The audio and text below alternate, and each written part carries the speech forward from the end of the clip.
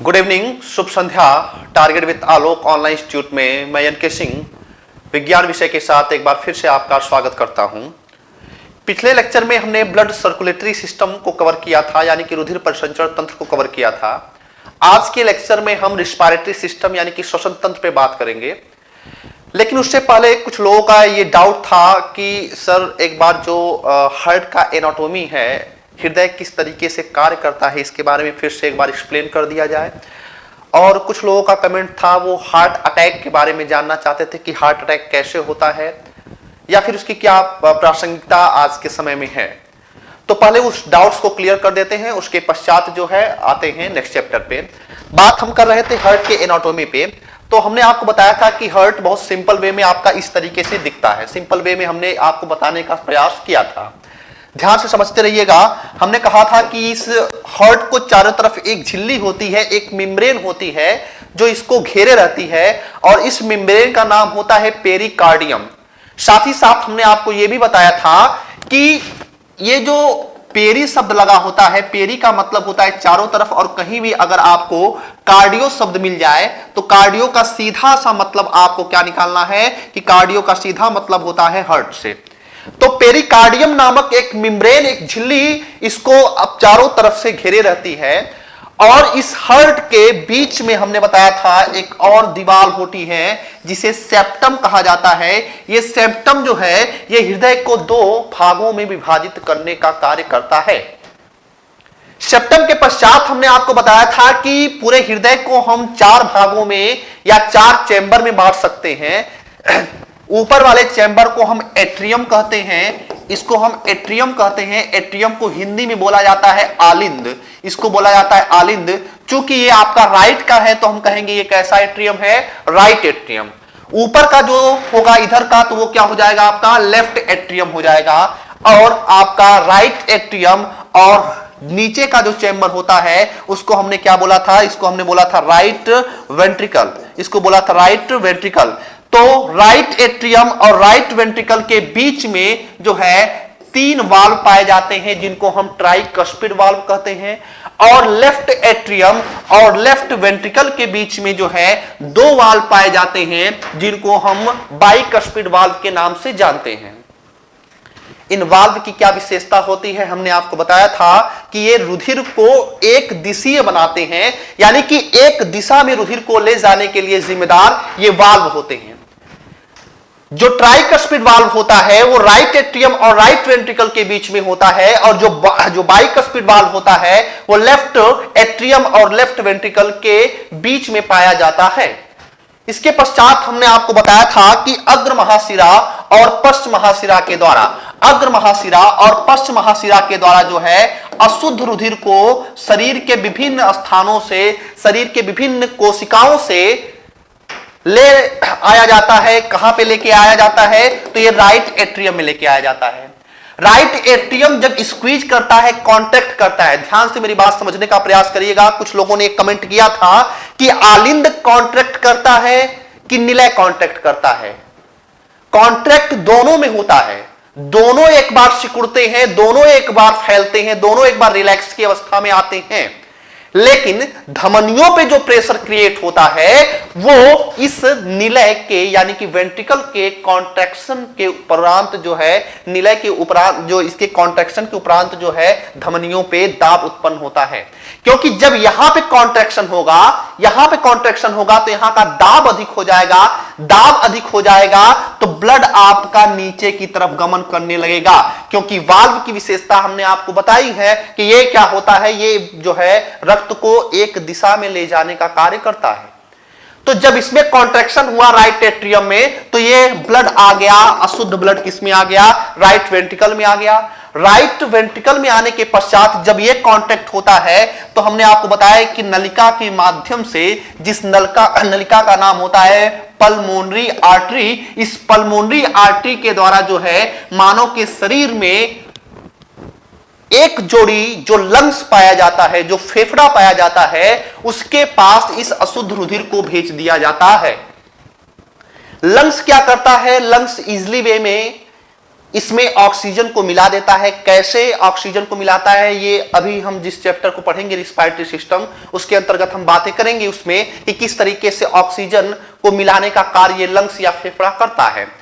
तो लंग्स के द्वारा इसमें ऑक्सीजन को मिला दिया जाता है। मिलाने के पश्चात जो है इसको एक नलिका के माध्यम से पुनः हार्ट के लेफ्ट एट्रियम में भेज दिया जाता है, और वो नलिका जो इसको यानी कि शुद्ध रुधिर को लेके आती है। ये कैसा रुधिर है, तो ये है आपका शुद्ध रुधिर। तो शुद्ध रुधिर को जो नलिका इस हृदय में वापस लेके आती है उसका नाम होता है पल्मोनरी वेन्स।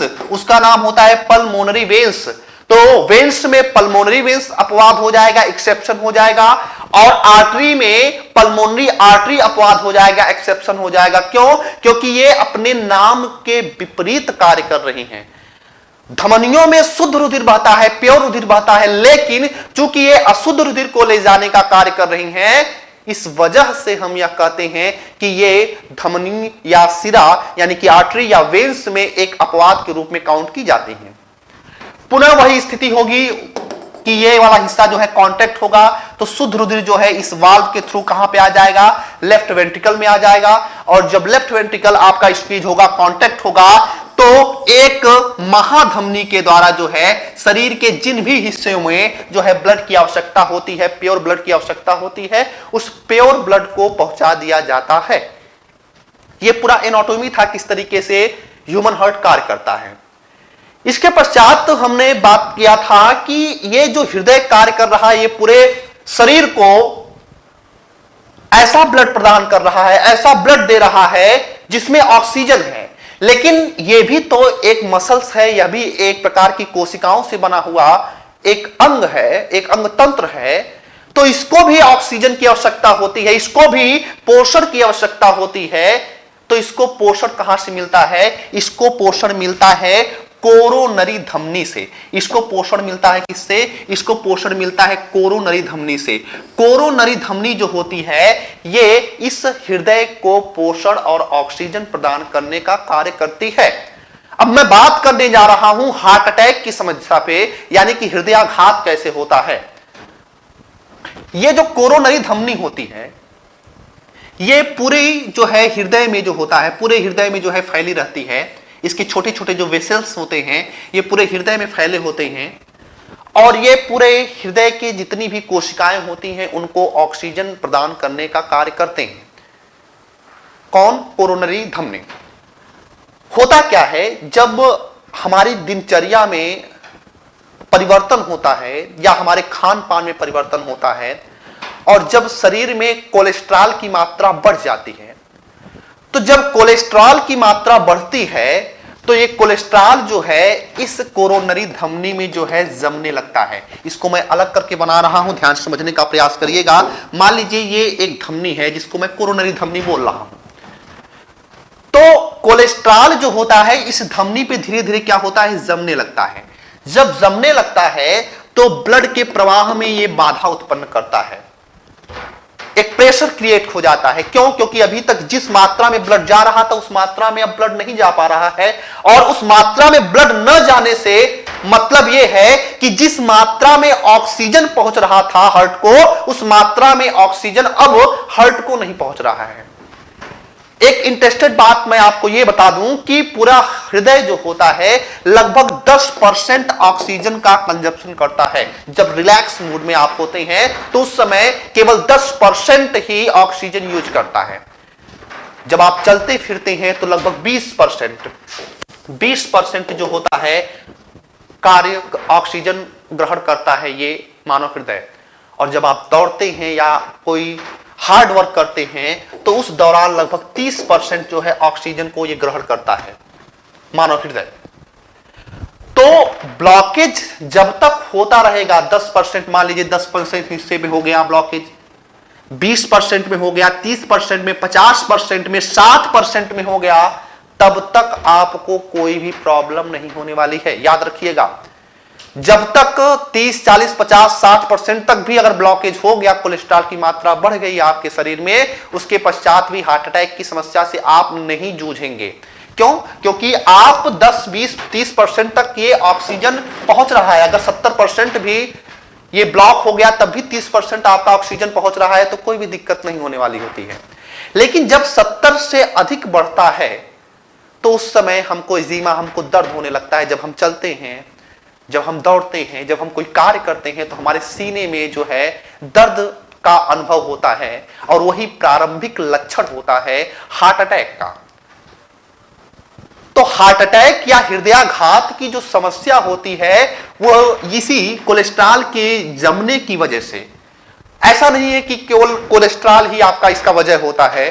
कोलेस्ट्रॉल के अलावा जो है ट्राइग्लिसराइड, कोलेस्ट्रॉल की अगर मैं मात्रा की बात करूं तो अगर इसके बचाव की बात करें कि हृदयाघात कैसे बचा जा सकता है तो सीधा सा मतलब है कि आप कोलेस्ट्रॉल की मात्रा को घटाकर जितने भी आप दूध से बने हुए आइटम्स खाते हैं, दूध अगर मलाई को हटा दिया जाए तो उसमें भी अल्प मात्रा में कोलेस्ट्रॉल पाया जाता है। तो कोलेस्ट्रॉल के अधिक जमाव के कारण जो होता है ये हृदयाघात की समस्या उत्पन्न होती है। तो अगर कोलेस्ट्रॉल के स्तर को हम कम कर दें तो हृदयाघात से बचा जा सकता है। ट्राइग्लिसराइड, जितने भी हम ऑयल यूज करते हैं, चाहे वेजिटेबल ऑयल्स चाहे एनिमल्स ऑयल्स, सब में आपका ट्राइग्लिसराइड पाया जाता है। तो वो भी आपका एक हार्ट अटैक की वजह बनता है। तो उसको कम करके व्यायाम कम से कम 30 से 35 मिनट करके जो है इससे बचा जा सकता है। तो ये कुछ उपाय होते हैं, मोटापे को कम करके जो है इस हृदयाघात की समस्या से बचा जा सकता है। तो कुल मिला के अगर पूरे सेंट्रल थीम को हम समझने की कोशिश करें कि हृदयाघात क्यों होता है तो इसी कोरोनरी धमनी में जब ब्लॉकेज होने की वजह से हृदयाघात की समस्या उत्पन्न होती है। लेकिन यहाँ पे एक चीज और मैं बता दूं कि आप सुनते आ रहे होंगे कि हार्ट अटैक भी कई तरह का होता है। माइनर होता है, मेजर होता है, मैसिव भी होता है। कई प्रकार, 3 प्रकार के हार्ट अटैक पाए जाते हैं, माइनर, मेजर और मैसिव। जैसे कुछ लोगों को आप सुनते होंगे कि उनको हार्ट अटैक हुआ और वो बच गए। तो ये कैसे होता है, ध्यान समझने का प्रयास करिएगा। हमने आपको बताया है कि ये कोरोनरी धमनी जो है ये पूरे हार्ट में फैली होती है, पूरे हार्ट में ये फैली होती है। तो होता क्या है, मान लीजिए ब्लॉकेज आपका यहां पे हुआ, मान लीजिए ब्लॉकेज आपका इस लास्ट वाले एरिया में हुआ, तो लास्ट वाले एरिया में होने की वजह से ये वाला हिस्सा जो है ये हार्ट का काम करना बंद कर देगा। और ये हार्ट का हिस्सा अगर काम करना, एक थोड़ा सा हिस्सा कम हुआ, अगर आपका काम करना बंद कर दिया तो कोई बहुत ज्यादा इससे प्रॉब्लम नहीं होने वाली है। बस हल्का सा जब हम काम करते हैं, ज्यादा देर तक काम करते हैं तो हमको यहाँ पे दर्द का अनुभव होता है। तो ऐसे झटकों को मनुष्य बर्दाश्त कर लेता है, कोई भी दिक्कत नहीं होने वाली होती है। लेकिन मान लीजिए कि आपका ये हिस्सा, ये यहाँ पे ब्लॉकेज हो गया, यहां पे ब्लॉकेज होने की वजह से ये पूरा हिस्सा जो होता है, ये पूरा हिस्सा जो हो जाए है वो क्या होता है, पूरा ब्लॉक हो जाएगा। ये पूरा हिस्सा क्या हो जाएगा, ब्लॉक हो जाएगा।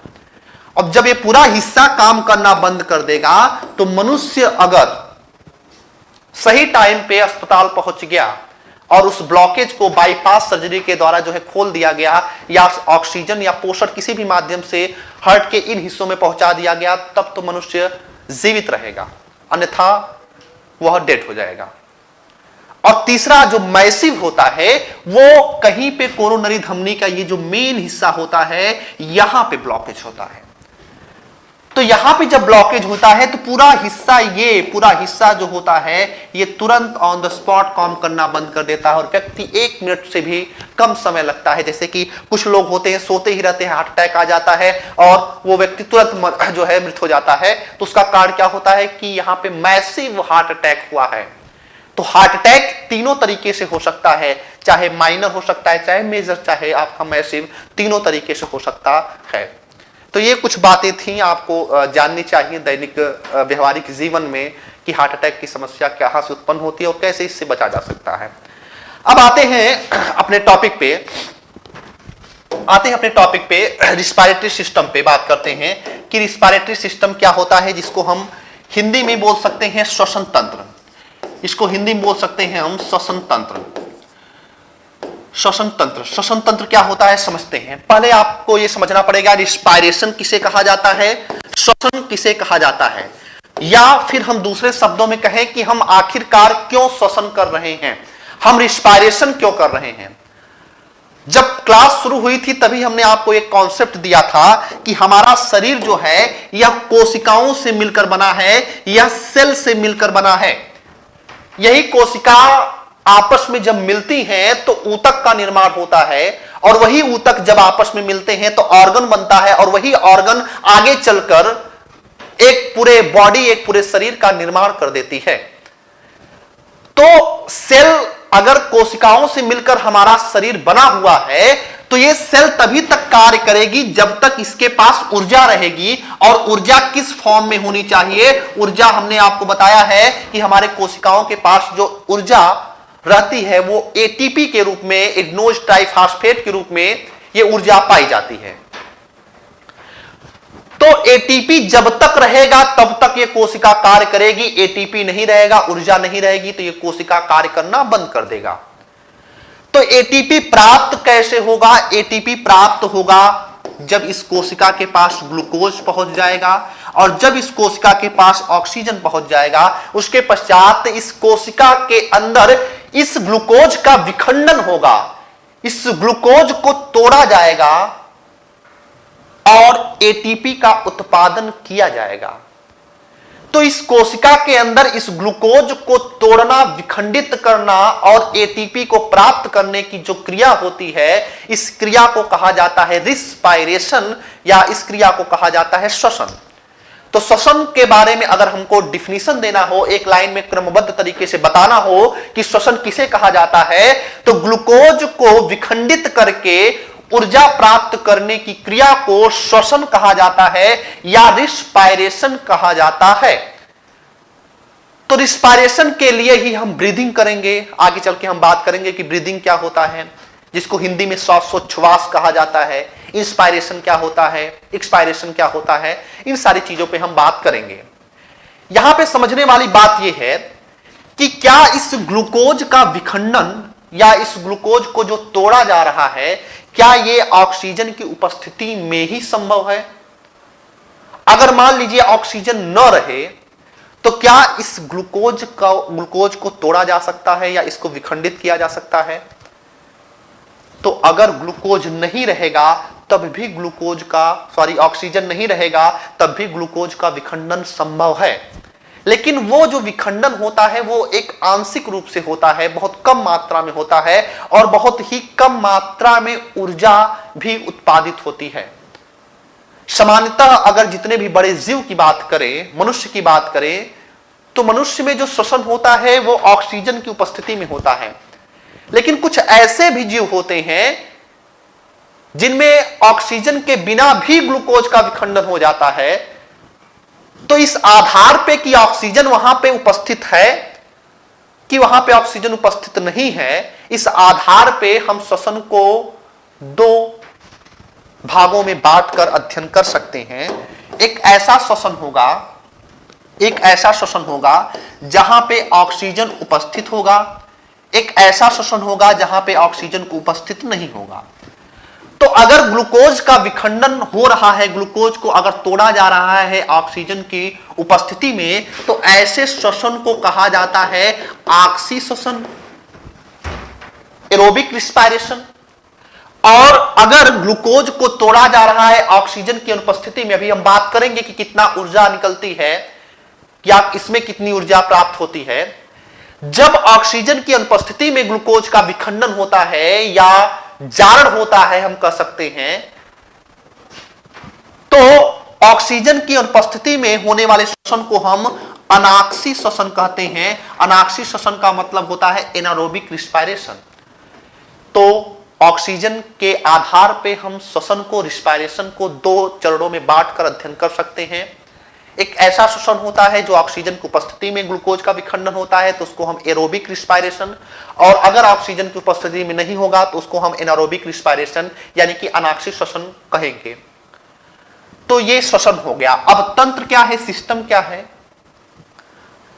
ये श्वसन की क्रिया में मनुष्य के शरीर के कई हिस्से भाग लेते हैं, कई अंग भाग लेते हैं। हमारी नॉस्ट्रिल्स भाग लेते हैं, हमारा फेरिंग्स, लैरिंग्स, ट्रैकिया, लंग्स, एल्वोलाई, ये सारे अंग होते हैं। अभी हम उन पे बातें करेंगे। तो ये सारे अंग मिलाकर एक तंत्र का निर्माण कर रहे हैं। इसी वजह से इस चैप्टर का पूरा नाम है श्वसन तंत्र। या रिस्पायरेटरी सिस्टम। अब मैं बात करने जा रहा हूं कि श्वसन के कितने स्टेप्स होते हैं और पूरे चैप्टर के अंतर्गत क्या क्या चीजें हमको पढ़नी है। एक डायग्राम के थ्रू मैं सारी चीजों को एक जगह पे समेटने का प्रयास कर रहा हूं। ध्यान से मेरी बातों को समझने का प्रयास करिएगा। अगर हम बात करें स्टेप्स ऑफ रिस्पायरेशन की, यानी कि श्वसन के कितने चरण होते हैं, तो हमने आपको बताया है कि श्वसन के सामान्यतः हम दो ऑक्सीजन के आधार पे, कि ऑक्सीजन की उपस्थिति में विखंडन हो रहा है ग्लूकोज का, कि ऑक्सीजन की अनुपस्थिति में ग्लूकोज का विखंडन हो रहा है। इस आधार पे हम दो भागों में बांट सकते हैं। पहला भाग होता है आपका अनाक्षी श्वसन। पहला भाग होता है अनाक्षी श्वसन। अनाक्षी श्वसन कब होगा? जब ऑक्सीजन की अनुपस्थिति में होगा, और अगर ऑक्सीजन की उपस्थिति में होगा तो उसको हम बोलेंगे एरोबिक रिस्पायरेशन, यानी कि ऑक्सी श्वसन। अब अनाक्षी श्वसन में कौन कौन सी प्रक्रिया होती है, कहां पे संपन्न होती है, अभी उस पर हम बात करेंगे। स्टेप वाइज चलते हैं। अनाक्षी श्वसन जो होता है इसको पुनः हम 3 चरणों में बांट सकते हैं, यानी कि जो क्रिया ऑक्सीजन की उपस्थिति में संपन्न हो रही है इसको हम 3 भागों में तोड़कर अध्ययन कर सकते हैं, पढ़ सकते हैं। पहला चरण जो होता है उसको हम बोलते हैं बाह्य श्वसन, दूसरा चरण होता है गैसों का परिवहन, और तीसरा चरण होता है आंतरिक श्वसन। यानी कि हम बात करेंगे एक्सटर्नल रिस्पायरेशन की, उसके पश्चात हम बात करेंगे ट्रांसपोर्टेशन ऑफ गैस की, और उसके पश्चात हम बात करेंगे इंटरनल रिस्पायरेशन की, आंतरिक श्वसन की। ध्यान से समझने का प्रयास करिएगा। ऑक्सीजन की उपस्थिति में होने वाले श्वसन को हम आक्षी श्वसन कहेंगे। बाह्य श्वसन क्या होता है, आंतरिक श्वसन क्या होता है। कोशिकाओं से बाहर होने वाले श्वसन को हम बाह्य श्वसन कहते हैं। कोशिका क्या होती है समझने का प्रयास करिएगा। मान लीजिए इस हाथों से मैं अपने लिख रहा हूं और हाथों में पाई जाने वाली ये एक सेल है, एक कोशिका है, और इस लिखते लिखते हमारा हाथ थक चुका है, यानी कि इसके पास अब ऑक्सीजन नहीं है, या हम कह सकते हैं कि ग्लूकोज भी नहीं है, या हम कहें कि दोनों नहीं है, या एटीपी का उत्पादन यहां पे नहीं हो सकता, क्योंकि जब तक ऑक्सीजन नहीं रहेगा तब तक अगर ग्लूकोज वहां पे उपस्थित है भी तो उसका विखंडन नहीं होगा, उसका जारण नहीं होगा। तो इस कोशिका को कुल मिला के चाहिए ग्लूकोज, और इस कोशिका को चाहिए कुल मिला के क्या, ऑक्सीजन। तो ये ऑक्सीजन इस कोशिका को चाहिए, तो हमें इस कोशिका को ऑक्सीजन अगर देना है तो किस तरीके से देंगे? हम पहले ऑक्सीजन को अपने वायुमंडल के थ्रू क्या करेंगे, ग्रहण करेंगे, उसको हम इनहेल करेंगे। ऑक्सीजन को अपने नासा गुहा के माध्यम से ग्रहण करेंगे। उसके पश्चात ऑक्सीजन जो है ये आपका नॉस्ट्रिल से होते हुए सीधे सीधे आपका जाएगा फेरिंग्स लैरिंग्स से होते हुए आपका ट्रैकिया, ट्रैकिया से होते हुए लंग्स के पास जाएगा, यानी कि फेफड़े के पास जाएगा।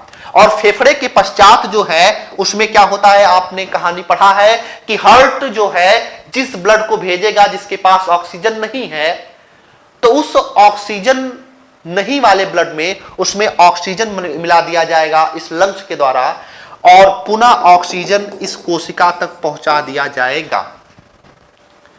तो ये कोशिकाओं के बाहर ये सारे श्वसन हो रहा है, ये कोशिकाओं से बाहर इतनी क्रियाएं हो रही हैं, इतने प्रोसेस हो रहे हैं, तो ऐसे श्वसन को हम बाह्य श्वसन कहते हैं। कैसे श्वसन को? जो कोशिकाओं के बाहर, यानी हम ऑक्सीजन को ग्रहण कर रहे हैं, फेफड़े तक जा रहा है, और फेफड़े से ऑक्सीजन को मिलाकर उस कोशिका तक पहुंचाया जा रहा है। तो ये पूरा जो प्रोसेस हो रहा है, इस प्रोसेस को हम बाह्य श्वसन या एक्सटर्नल रिस्पायरेशन कहते हैं। और जब हमने एक्सटर्नल रिस्पायरेशन किया तो उसी के अंतर्गत आ गया आपका गैसों का परिवहन। यही जो आपका फेफड़ों से इस लंग्स से इस कोशिका तक पहुंचाने की जो क्रिया हो रही है उसी को कहा जाता है परिवहन, या इसी को कहा जाता है ट्रांसपोर्ट। और तीसरा चरण होता है आंतरिक श्वसन। अब ऑक्सीजन जो है इस कोशिका के अंदर पहुंच गया है, तो ऑक्सीजन कैसे ग्लूकोज का विखंडन करता है, बेसिकली हम इसके अंतर्गत बात करेंगे 2 चरण की। एक होता है ग्लाइकोलिसिस, दूसरा होता है क्रेब्स। तो ग्लाइकोलिसिस और क्रेब्स की बात करेंगे कि किस तरीके से इस कोशिका के अंदर इस ग्लूकोज का विखंडन होने के उपरांत एटीपी का उत्पादन होगा। तो फिर से मैं रिपीट कर दूं, आपका ऑक्सीजन को इनहेल करके फेफड़े तक पहुंचाने की क्रिया, यहां तक की क्रिया जो होती है वह आपका बाह्य श्वसन। उसके पश्चात जो है उस ऑक्सीजन को जो है ट्रांसपोर्ट करना, परिवहन करना, गैसों का परिवहन कहलाएगा। और कोशिकाओं के अंदर जब ऑक्सीजन पहुंच जाएगा तो तो ऑक्सीजन की उपस्थिति में किस तरीके से ग्लूकोज का विखंडन होगा, इस क्रिया को हम आंतरिक श्वसन के अंतर्गत आंतरिक श्वसन के अंतर्गत इसको हम पढ़ेंगे, समझने की कोशिश करेंगे। इसके पश्चात हम बात करते हैं बाह्य श्वसन के कितने चरण होते हैं।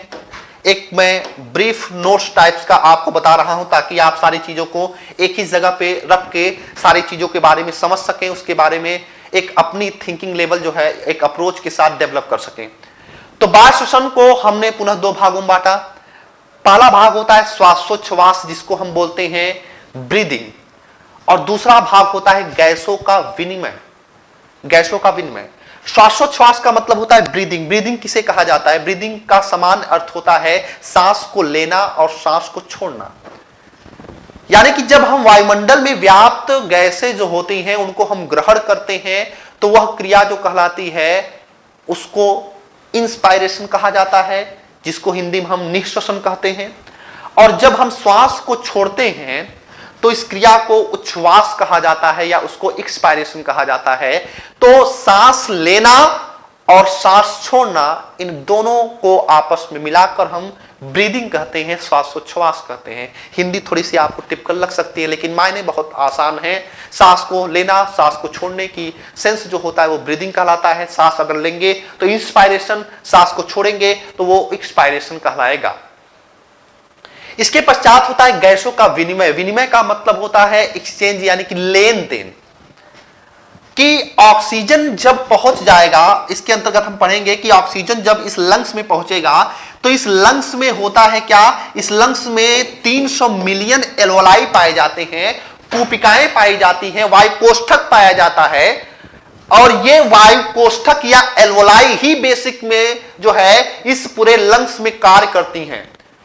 पूरे लंग्स की यानी कि पूरे फेफड़े की अगर मैं कार्यात्मक इकाई की बात करूं, संरचनात्मक एवं कार्यात्मक इकाई की बात करूं, यानी कि स्ट्रक्चरल और फंक्शनल यूनिट की बात करूं, तो ये एल्वोलाई होती है। आगे चल के हम बात करने वाले हैं, सारी चीजों पे डिटेल से हम डिस्कस करेंगे। अभी मैं केवल आपको एक ब्रीफ जानकारी दे रहा हूं कि किस तरीके से हम रिस्पायरेशन के चैप्टर को हम कवर करेंगे। तो इसमें एल्वोलाई पाई जाती है, वायु कोष्ठक पाया जाता है, लगभग 300 मिलियन वायु कोष्ठक पाया जाता है। और यही फेफड़े के अंदर सबसे महत्वपूर्ण संरचना होती है, या दूसरे शब्दों में हम कहें कि फेफड़े के अंदर यही कार्य करता है। इसी वजह से फेफड़े की कार्यात्मक इकाई कहा जाता है किसको, वायु कोष्ठक को, जिसको इंग्लिश में एल्वियोलाई कहा जाता है। तो इन्हीं एल्वोलाई में जो होता है लेन देन होता है, विनिमय होता है, एक्सचेंज किया जाता है। किसका लेन देन किया जाता है? लेन देन किया जाता है सामान्यतः ऑक्सीजन का और कार्बन डाइऑक्साइड का।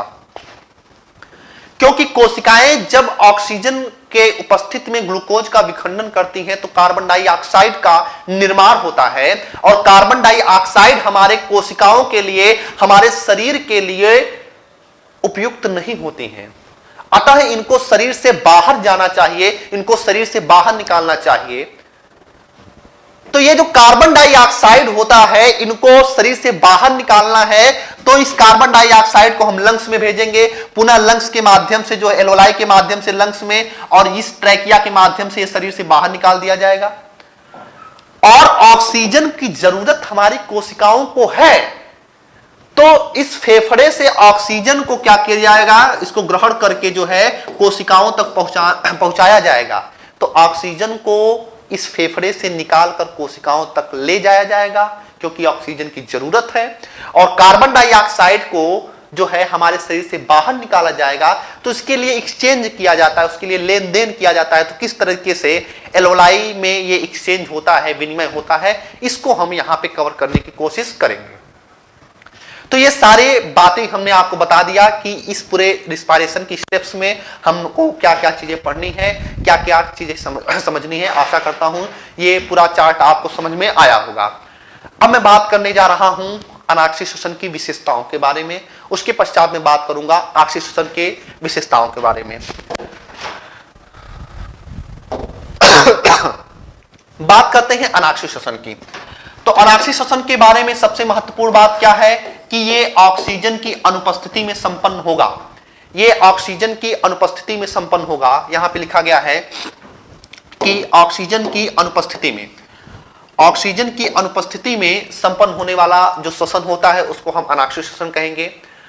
और ये जो श्वसन होता है ये बेसिकली जीवाणुओं में बीजों तथा फलभित्तियों पर जो बीज होते हैं, जैसे कि आप देखते होंगे कि अगर कोई फल है, उस फल को आप पेड़ की टहनी से तोड़कर अगर कुछ दिन के लिए रखिए, या आम का फल है उसको आप तोड़ के लाते हैं तो आप देखते हैं कि कच्चा फल है, लेकिन कुछ दिनों के पश्चात वो फल पक जा रहा है। तो पक क्यों जा रहा है? पक इस वजह से जा रहा है क्योंकि उसमें अभी भी रिस्पायरेशन की क्रिया हो रही है, जबकि उसका संपर्क पेड़ के किसी भी भाग से नहीं है, किसी भी हिस्से से नहीं है, लेकिन इसके पश्चात भी वह श्वसन कर रहा है। हम आलू को घर पे लेके आते हैं, आलू में आप देखते हैं कि जो है अंकुर निकलने लगता है, तो इसका मतलब है कि कहीं न कहीं वो आलू जो है श्वसन की क्रिया को संपादित कर रहा है। तो ये जो श्वसन हो रहे हैं, ये श्वसन जो होते हैं ये ऑक्सीजन की अनुपस्थिति में होते हैं। तो बीजों तथा फलभित्तियों पर भी अनाक्षी श्वसन होता है, कुछ जीवाणुओं में भी जो है आपका होता है अनाक्षी श्वसन। जैसे कि जितने भी किण्वन के प्रोसेस होते हैं, जितने भी फर्मेंटेशन की क्रियाएं होती हैं, जिसके द्वारा एल्कोहल या शराब उद्योग में या बेकरी उद्योग में निर्माण किया जाता है, तो वो किण्वन के प्रोसेस में ही किया जाता है। और किण्वन बेसिकली क्या है? किण्वन भी आपका एक प्रकार का अनाक्षी श्वसन होता है, एक प्रकार का जो है एनारोबिक रिस्पायरेशन होता है। और शरीर के आंतरिक हिस्सों में या कोशिकाओं में भी अनाक्षी श्वसन होता है। अगर मैं मनुष्य की बात करूं तो मनुष्य की कुछ कोशिकाओं में, कुछ आंतरिक कोशिकाओं में भी अनाक्षी श्वसन होता है। जैसे कि अगर मैं बात करूं कि जब हम बहुत नॉर्मल वे में सांस लेते हैं तो लगभग 500 ml ऑक्सीजन, 500 ml वायु हमारे शरीर में प्रवेश करती है, लेकिन जब हम गहरी सांस लेते हैं तो लगभग 3500 ml वायु हमारे फेफड़े में, हमारे लंग्स में प्रवेश करती है। तो अगर कम ऑक्सीजन हमारे शरीर में प्रवेश करे तो हमारे सारे कोशिकाओं तक ऑक्सीजन डिस्ट्रीब्यूट नहीं हो पाता, क्योंकि हमारे शरीर की सभी कोशिकाओं को ऑक्सीजन चाहिए। तो अगर हम कम मात्रा में सांस लेंगे या आप लेजी बने रहेंगे, कार्यों को नहीं संपादित करेंगे, सुस्ती में बैठे रहेंगे, तो उस दौरान आप नॉर्मल में सांस लेंगे और इस क्रिया में आप शरीर के सभी कोशिकाओं तक ऑक्सीजन की पूर्ति नहीं कर सकते। तो इस दौरान क्या होगा? इस दौरान वो जो कोशिका जो दूर बैठी हुई है लंग से, मान लीजिए पैर की कोशिका है, वो दूर बैठी हुई है, वो सुस्ती में बैठी हुई है, और आपने ऑक्सीजन को क्रम ग्रहण किया तो वहां तक ऑक्सीजन नहीं पहुंच पाएगा, और परिणाम स्वरूप क्या होगा? वह कोशिका अनाक्षी श्वसन यानी कि एनारोबिक रिस्पायरेशन करने लगेगी।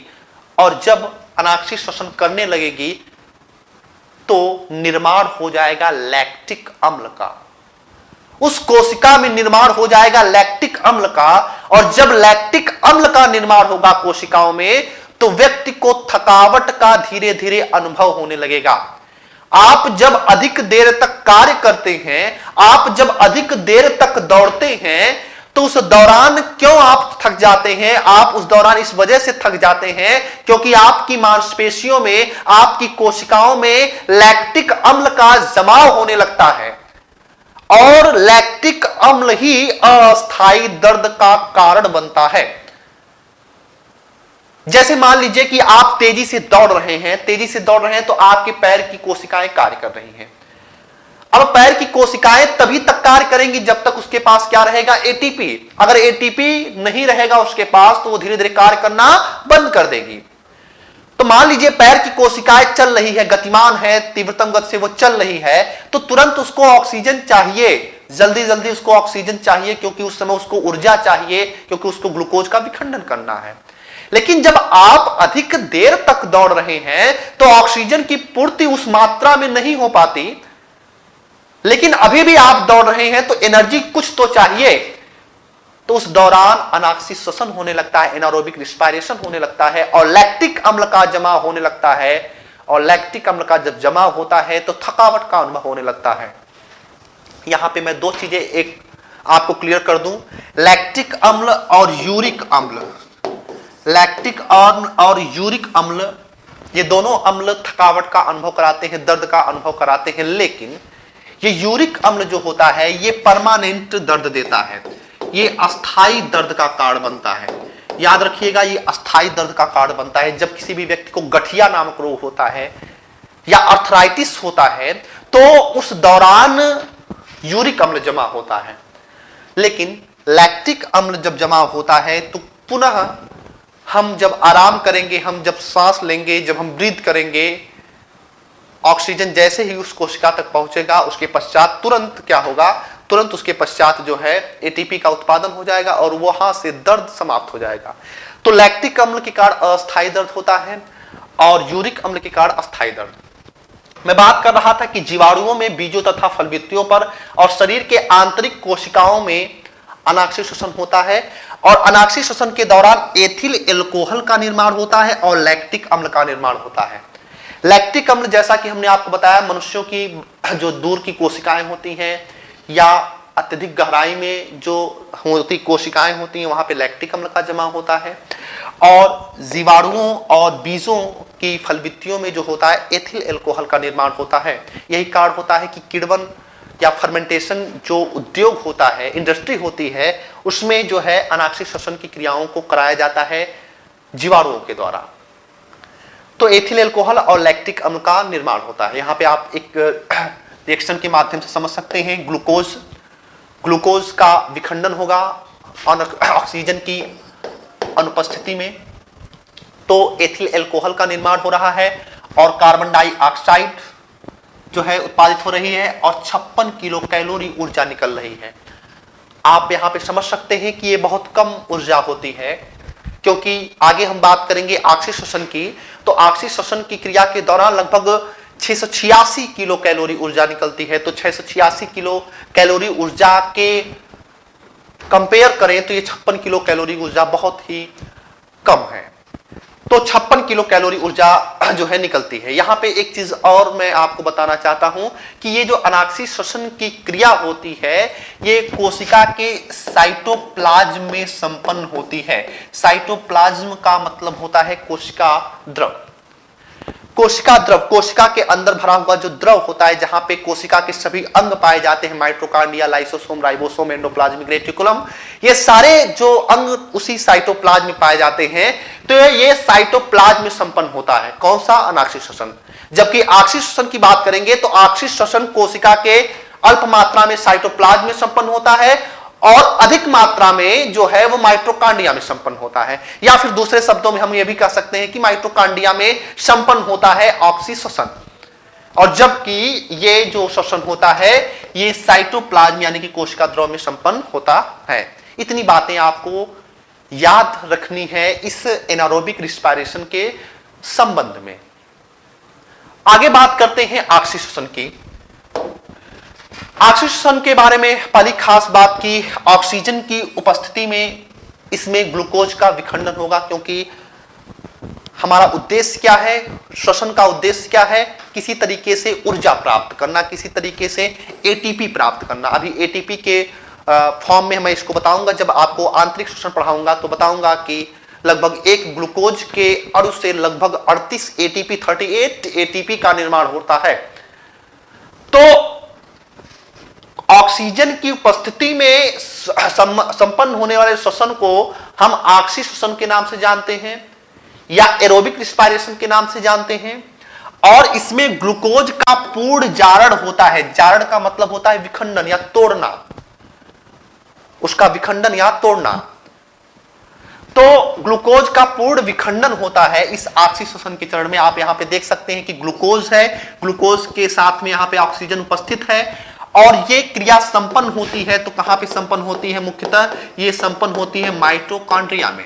कहां पे संपन्न होती है? तो ये माइटोकॉन्ड्रिया, माइटोकॉन्ड्रिया को ही बेसिकली कोशिका का पावर हाउस कहा जाता है, कोशिका का विद्युत गृह कहा जाता है। क्यों विद्युत गृह कहा जाता है? क्योंकि ग्लूकोज का जो विखंडन हो रहा है ऑक्सीजन की उपस्थिति में, वो बेसिकली किस अंग में विखंडन हो रहा है, किस ऑर्गन में इसका जो है ग्लूकोज को एटीपी में बदला जा रहा है? तो माइटोकॉन्ड्रिया में। तो ग्लूकोज अगर ऑक्सीजन की उपस्थिति में है तो उसे हम ऑक्सी श्वसन, और ये क्रिया माइटोकॉन्ड्रिया में होती है। हालांकि हमने आपको बताया है कि यह क्रिया साइटोप्लाज्म में भी संपन्न हो सकती है, लेकिन यह बहुत अल्प मात्रा में, और कार्बन डाइऑक्साइड और H2O यानी कि जल का निर्माण होता है और 686 किलो कैलोरी ऊर्जा निकलती है। लगभग 686 कैलोरी ऊर्जा, एक बहुत बड़ी अमाउंट में ऊर्जा का निर्माण इस ऑक्सीश्वसन की क्रिया के दौरान होता है। इतनी बातें आपको इसके संदर्भ में याद रखनी होगी। इसके पश्चात अगर मैं बात करूं कि ऑक्सीश्वसन को पुनः हमने बताया था कि इसको चार्ट के माध्यम से अगर आप देखेंगे तो चार्ट के अंतर्गत हमने आपको बताया था कि हमने ऑक्सीश्वसन को अनॉक्सीश्वसन को कवर कर लिया, हमने ऑक्सीश्वसन को डिटेल से कवर कर लिया।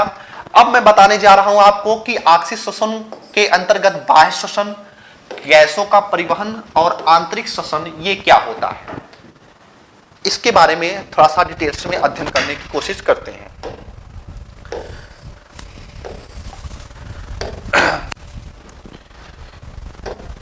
देखिएगा, अनॉक्सीश्वसन के बाद हमने आपको बताया था कि इसके पश्चात जो स्टेप आता है वो आता है बाह्य श्वसन का, वो आता है आपका बाह्य श्वसन का।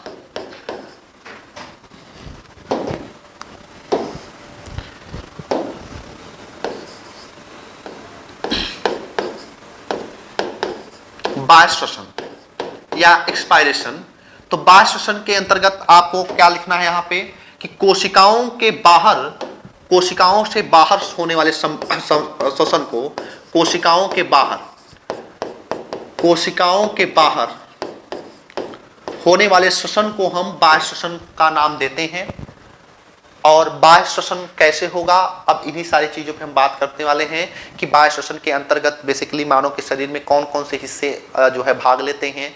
तो हम बात करने वाले हैं नॉस्ट्रिल्स की, इसको नासा गुहा कहा जाता है। उसके पश्चात मैं बात करूंगा फेरिंग्स की, देन लैरिंग्स की, ट्रैकिया की, लंग्स की, इन सारी चीजों के बारे में बात करने वाले हैं। देखिएगा, तो अगर ह्यूमन जो है हम ऑर्गन, रिस्पायरेटरी ऑर्गन की बात करें तो कैसे बाह्य श्वसन होता है, ध्यान समझिएगा।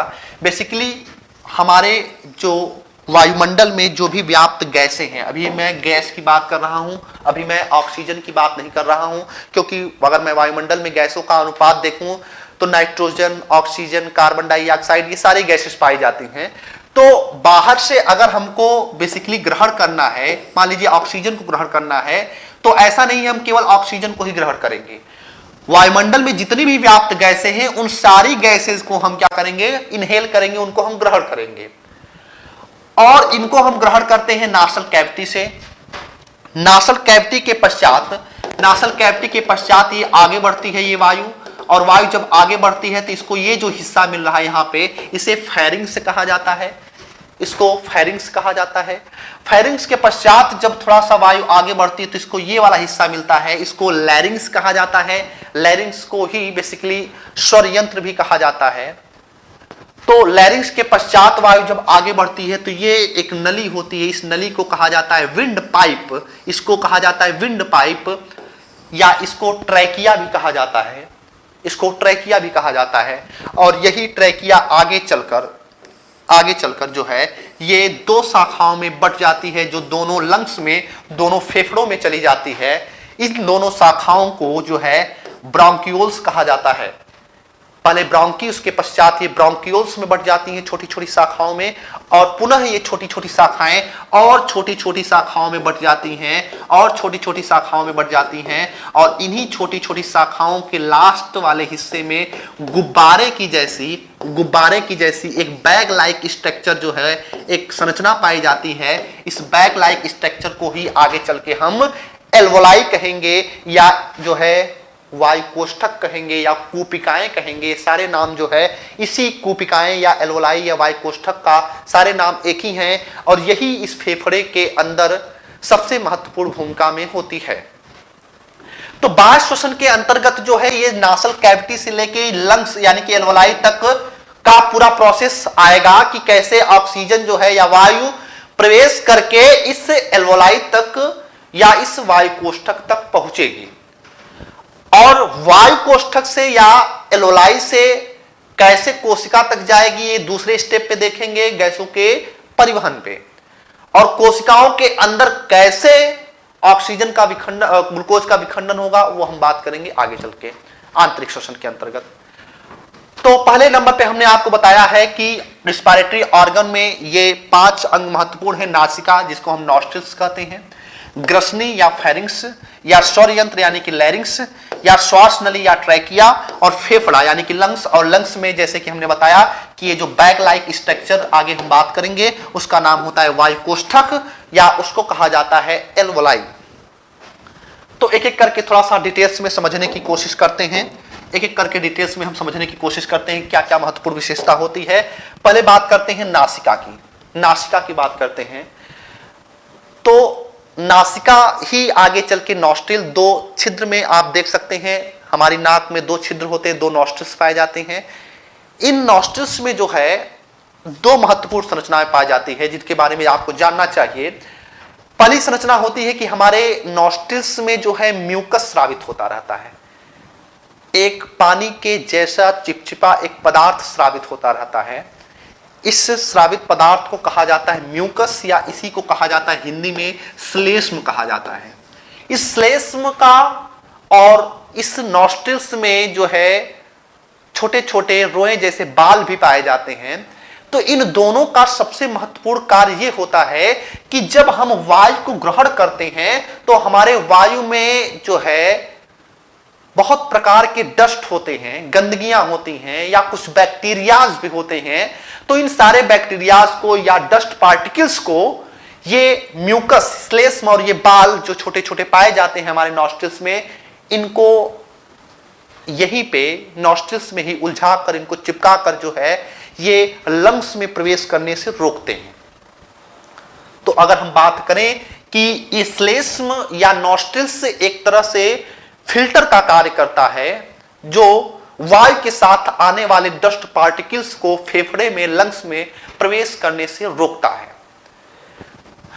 देन आपका वायु आगे बढ़ेगा, वायु जो है जिसको हमने ग्रहण किया है वो आगे बढ़ेगा, और आगे जब बढ़ेगा, ये आगे जब बढ़ेगा तो इसको एक स्ट्रक्चर यहां पे दिखाई देगा। यहां पे ये जो स्ट्रक्चर है, ये स्ट्रक्चर जो है ये बहुत इंपॉर्टेंट है, जिसको हमने बोला है फेरिंग्स, जिसको हमने कहा है फेरिंग्स। फेरिंग्स महत्वपूर्ण इस वजह से है क्योंकि फेरिंग्स हमारे शरीर का एकमात्र ऐसा हिस्सा होता है जहां पे नासा गुहा और मुख गुहा दोनों आके आपस में जुड़ते हैं। हमारी भोजन नली और हमारी श्वास नली, ये दोनों अलग अलग नलियां होती हैं, लेकिन ये आगे चलकर एक स्थान पे इकट्ठा होती हैं, और वो स्थान कौन सा है? वो फेरिंग्स होता है। आगे चल के फेरिंग्स से आगे ये पुनः आगे चल के ये अलग अलग भागों में बढ़ जाती हैं। नासा नली जो है वो अलग बढ़ जाएगी और भोजन नली जो है वो अलग बढ़ जाएगी। लेकिन ये एक ऐसा स्थान होता है फेरिंग्स का जो आहार नली और श्वास नली दोनों का हिस्सा होता है, दोनों में एक कॉमन पाया जाता है। कौन? ये फेरिंग्स।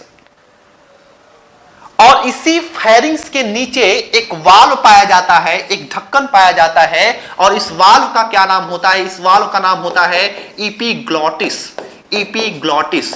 तो एपिग्लॉटिस जो है इसी फेरिंग्स के नीचे पाया जाता है ये वाल्व। और इस वाल्व की सबसे महत्वपूर्ण विशेषता यह होती है कि जब कोई भी व्यक्ति भोजन को ग्रहण करता है या मुख गुहा से या बक्कल कैविटी से भोजन को प्रवेश कराता है, तो यह एपिग्लॉटिस जो है ये नासा नली को बंद कर देती है।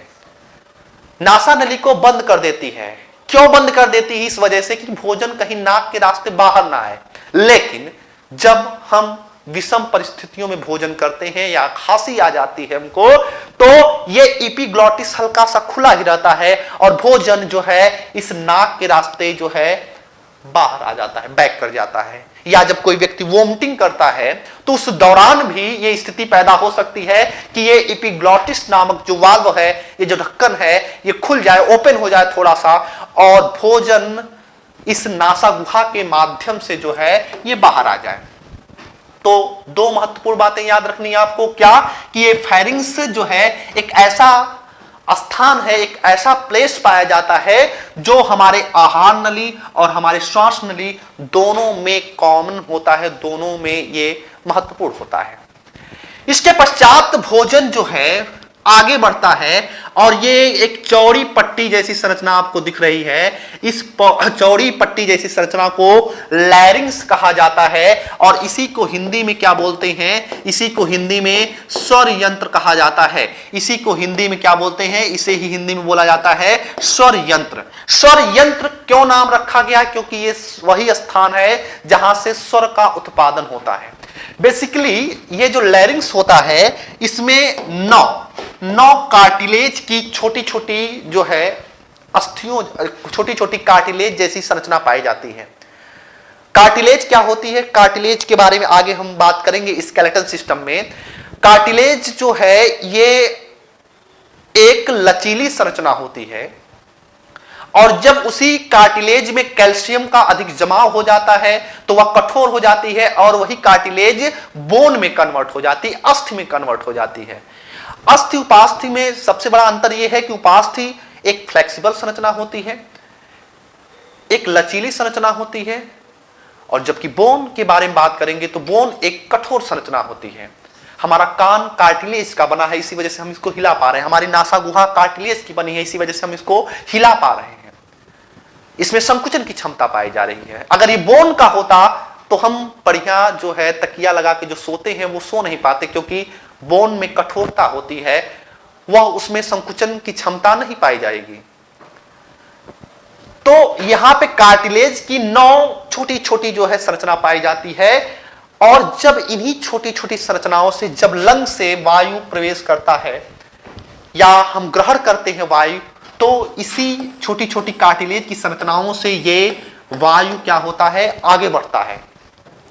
और जब वायु इसी से कार्टिलेज से होते हुए जब आगे बढ़ता है तो ध्वनि का उत्पादन होता है, साउंड का उत्पादन होता है। वो अलग विषय है, फिलहाल इतना जानते रहिए कि यहीं से साउंड का उत्पादन होता है। कैसे? जब कार्टिलेज से ये वायु जाता है तो ये कंपन करता है। जैसे कि आप देखते होंगे कि पत्तियों से जब अधिक तेजी मात्रा में आपकी वायु गुजरती है तो एक सरसराहट की आवाज आती है। वो आवाज इस वजह से आती है क्योंकि वायु वहां पे क्या करता है? कंपन करता है। महिलाओं और बच्चों में ये जो कार्टिलेज की बनी हुई संरचना होती है इसमें स्पेस और कम होता है। अगर कार्टिलेज की ये 2 संरचना है तो इसमें स्पेस कम होता है और जब वायु स्पेस कम होगा तो वायु और तेजी से जो है ये आगे बढ़ेगी। इसी वजह से उन लोगों की आवाज पतली होती है। तो लैरिंग्स से क्या होता है? लैरिंग्स से स्वर का उत्पादन होता है और याद रखिएगा इसी लैरिंग्स के जो सामने वाला हिस्सा होता है ये, जिसको हम सामान्य भाषा में टेटुआ कहते हैं, तो इस टेटुआ का एक और नाम है जिसको एडम्स एप्पल कहा जाता है। एडम्स एप्पल क्वेश्चन पूछा गया है कि एडम्स एप्पल क्या होता है, तो इसी लैरिंग्स, इसी स्वर यंत्र के ठीक सामने वाला जो हिस्सा पाया जाता है इसको एडम्स एप्पल कहा जाता है। इसके पश्चात वायु जो है प्रवेश करती है इस विंड पाइप में, जिसको हम ट्रैकिया भी कहते हैं। ट्रैकिया का कार्य होता है कि ये वायु को सीधे जो है ये लंग्स में ले जाने का कार्य करती है। इस ट्रैकिया के ऊपर आप देख सकते हैं यहाँ पे कि एक छल्ले जैसी संरचना पाई जाती है। ये एक छल्ले जैसी एक रिंग लाइक स्ट्रक्चर पाया जाता है। ये रिंग लाइक स्ट्रक्चर जो होता है ये बेसिकली कार्टिलेज की बनी हुई संरचना होती है ये भी, और ये विंड पाइप को कोलैप्स होने से बचाती है। क्योंकि अगर विंड पाइप क्या है? विंड पाइप से ही वायु प्रवेश करेगा, तो अगर ये विंड पाइप कोलैप्स हो जाएगी तो व्यक्ति को सफोकेशन होने लगेगा और व्यक्ति मृत्यु हो जाएगी उसकी। तो ये विंड पाइप कोलैप्स ना हो इस वजह से इसके चारों तरफ एक रिंग लाइक स्ट्रक्चर, एक कार्टिलेज की बनी हुई स्ट्रक्चर इसको एक सुरक्षा प्रदान करती है। उसके पश्चात वायु आगे बढ़ता है तो ये जो आपका संरचना 2 भागों में बटी होती है इसको हम देख सकते हैं ब्रोंकी कहते हैं, और ये पुनः आगे चल के और छोटी छोटी शाखाओं में बढ़ जाती है, उसको हम ब्रोंक्यूल्स कहते हैं। और ब्रोंक्यूल्स आगे चलकर हमारे शरीर के जो रिस्पायरेशन का सबसे महत्वपूर्ण हिस्सा होता है जिसको हम फेफड़ा यानी कि लंग्स कहते हैं, उस लंग्स में पाई जाने वाली इस बैग लाइक स्ट्रक्चर में प्रवेश कर जाएगा। और इस बैग लाइक स्ट्रक्चर का नाम होता है क्या? इसका नाम होता है वायु कोष्ठक, या इसका नाम होता है एल्वोलाई, तो एल्वोलाई में प्रवेश कर जाएगा। फेफड़ों की अगर बात करें, लंग्स की बात करें, तो लंग्स जो होता है एक स्पंजी संरचना होता है। इसमें छोटे छोटे जो है छिद्र पाए जाते हैं और इन्हीं छिद्रों के माध्यम से बेसिकली जो है ऑक्सीजन का और कार्बन डाइऑक्साइड का विनिमय होता है, क्योंकि वही एक तरह से एल्वोलाई का कार्य करते हैं, वही वायु कोष्ठक होते हैं। तो एक स्पंजी संरचना होती है हमारा फेफड़ा, और फेफड़े के चारों तरफ भी एक मेम्ब्रेन पाई जाती है जो इस फेफड़ों को सुरक्षा प्रदान करेगी। याद रखिएगा, जितने भी आपके महत्वपूर्ण अंग होते हैं उन सारे महत्वपूर्ण अंगों के चारों तरफ एक झिल्ली पाई जाती है, और ये झिल्लियां जो होती हैं उस महत्वपूर्ण अंग को सुरक्षा प्रदान करने का कार्य करती हैं। जैसे कि मैंने आपको बताया कि हार्ट, ह्यूमन हार्ट जो होता है उसके चारों तरफ पेरिकार्डियम पाया जाता है। इसके फेफड़े के चारों तरफ जो झिल्ली पाई जाती, मेम्ब्रेन पाई जाती है, उसका नाम होता है प्ल्यूरा। उसका नाम होता है प्ल्यूरा। प्ल्यूरा सुरक्षा प्रदान करती है। आगे हम बात करेंगे ब्रेन की, तो ब्रेन के चारों तरफ जो है मेनिंजीज नामक झिल्ली पाई जाती है। तो ये जितने भी महत्वपूर्ण संरचनाएं मानव के शरीर में पाई जाती हैं, इन महत्वपूर्ण संरचनाओं को एक झिल्ली, एक मेम्ब्रेन जो है घेरे रहती है। तो प्लूरा जो है इस फेफड़े को जो है सुरक्षा प्रदान करती है। अब यहां पे एक महत्वपूर्ण बात यह है कि ये दोनों जो फेफड़े होते हैं ये आपस में एक स्ट्रक्चर के थ्रू जुड़े होते हैं। एक स्ट्रक्चर के थ्रू जो होते हैं, एक कार्टिलेज की ही एक संरचना होती है, मांसपेशियों की बनी होती है, और ये जो है इसी से जो दोनों फेफड़े होते हैं, हमारे जो दोनों लंग्स होते हैं, ये दोनों लंग्स आपस में जुड़े रहते हैं। ये दोनों लंग्स जो आपस में जुड़े रहते हैं, जो मांसपेशी जैसी संरचना होती है जो इनको जोड़े रखती है आपस में, इस संरचना का नाम होता है डायाफ्राम। इस संरचना का नाम होता है डायाफ्राम। डायाफ्राम जो होता है ये एक प्रकार की मांसपेशी जिसका नाम होता है इंटरकॉस्टिशियल मसल्स या इंटरकॉस्टल मसल भी इसको कहते हैं।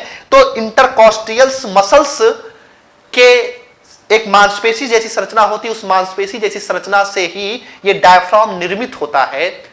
और आगे चल के हम बात करेंगे कि कैसे हम वायु को प्रवेश कराते हैं। तो बेसिकली इसमें सबसे महत्वपूर्ण योगदान इसी डायफ्राम का होता है, क्योंकि डायफ्राम के ऊपर अथवा नीचे जाने से, क्योंकि हमने आपको बताया है कि इसमें संकुचन की क्षमता पाई जाएगी, ये मांसपेशियों की संरचना होती है इंटरकॉस्टिशियल्स। तो जब यह नीचे आती है, डायफ्राम नीचे आता है, तो ये अपने साथ फेफड़े को भी नीचे लेके आएगा, और फेफड़े के नीचे लेके आएगा तो यहां का जो वायुदाब होगा वह कम हो जाएगा, बाहर का वायुदाब अधिक हो जाएगा, और हमेशा वायु जो है वो हाई प्रेशर से लो प्रेशर की तरफ जाने लगती है। तो इन सारी बातों पे चर्चा हम करेंगे कल कि कैसे वायु जो है वो प्रवेश कर जाती है इस फेफड़े में, और कैसे यह बाहर आती है, यानी कि कैसे हम इंस्पायरेशन करते हैं। क्योंकि बाह्य श्वसन के अंतर्गत हमने बताया श्वासोच्छ्वास, और श्वासोच्छ्वास क्या होता है? सांस को लेना। तो कैसे हम श्वास को लेते हैं और पुनः कैसे श्वास को हम बाहर करते हैं, यानी कि कैसे हम इंस्पायरेशन करते हैं, इनहेल करते हैं, और कैसे हम एक्सपायरेशन करते हैं, इन सारी बातों पे चर्चा हम करेंगे कल। आशा करता हूं कि आज का चैप्टर आपको पूरा समझ में आया होगा अभी तक। कल ये चैप्टर आपका फिनिश हो जाएगा, उसके पश्चात जो है नेक्स्ट चैप्टर पे जो है मूव कर जाएंगे। कोई भी प्रॉब्लम, कोई भी परेशानी, कोई भी दिक्कत या कोई भी पॉइंट ऐसा न समझ में आया हो तो आप जरूर कमेंट करिएगा, उसका निस्तारण करने का प्रयास किया जाएगा। हाँ, वो कमेंट्स, वो प्रॉब्लम आपका रिलेवेंट हो, वो तर्कसंगत होना चाहिए, और वो आपके सिलेबस के अनुकूल होना चाहिए। क्योंकि एक अच्छा विद्यार्थी वही होता है, और यूपीएससी की अगर मैं बात करूं तो यूपीएससी का सीधा सा कॉन्सेप्ट होता है कि जो अपने जहन में सिलेबस को उतार के अध्ययन करता है वही जल्दी से सिलेक्शन भी पाता है। अगर जो है कोई व्यक्ति आपका सिलेबस को ध्यान में नहीं रखता है तो धीरे धीरे क्या होता है, पढ़ाई हमको बोझिल लगने लगती है, क्योंकि हम इरेलेवेंट तरीके से जो है अध्ययन करते हैं। हमने आपको पहले ही क्लास में बताया है कि कोई भी अगर आप टारगेट फिक्स करते हैं तो उसके लिए आपको सिलेबस महत्वपूर्ण हो जाता है, और उसके पश्चात आपका प्रीवियस ईयर का पेपर। ये दो मुख्य आधार होते हैं किसी भी तैयारी के लिए। तो प्रीवियस ईयर का पेपर आपको यह बताता है कि आपने जिस रास्ते का चुनाव किया है आप उस रास्ते पे सही ढंग से चल रहे हैं कि नहीं चल रहे हैं, और सिलेबस आपको यह बताता है कि आप किस रास्ते का चुनाव करेंगे कि आप उस टारगेट पॉइंट को जल्दी से हिट कर सकें। मिलते हैं नेक्स्ट लेक्चर में। पढ़ते रहिए और साथ ही साथ रिवीजन करते रहिए। कुछ लोगों को जो है कमेंट किए थे वो नोट्स को लेके, तो नोट्स के लिए परेशान ना होइए, नोट्स जो है आपको 2-3 दिनों के अंदर जो है प्रोवाइड करा दिया जाएगा पूरा। Thank you.